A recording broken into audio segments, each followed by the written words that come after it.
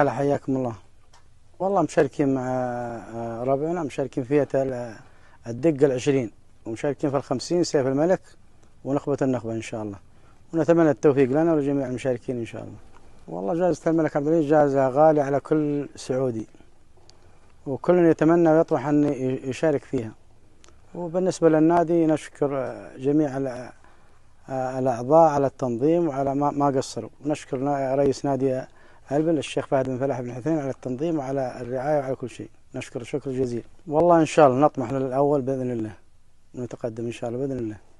والله المشتريات كل ما لقانا الفردي نشتريه، الناقة الطيبة نشتريها، بس الطيب في الحمر قليل يعني نادر، ولا مشترين وجاهزين. والله مستمر التجهيز نعم. والله المنافسة كل سنة صعبة، والسنة دي يمكن أصعب.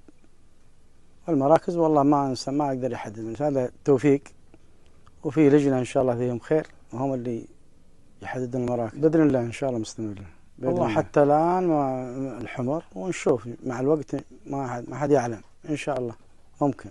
والله نعدهم بالفوز إن شاء الله واليوم الطيبة إن شاء الله. شكر خاص لخادم الحرمين الشريفين الملك سلمان عبد العزيز ولي عهده الأمير محمد بن سلمان، وشكرا لكم يا سناب ابن العتيبة على التميز وعلى حضوركم وعلى المتابعة، وشكرا الأخ سلطان الحنتوشي وجميع الأعضاء المرافقين له، ونقول له شكرا جزيلا له.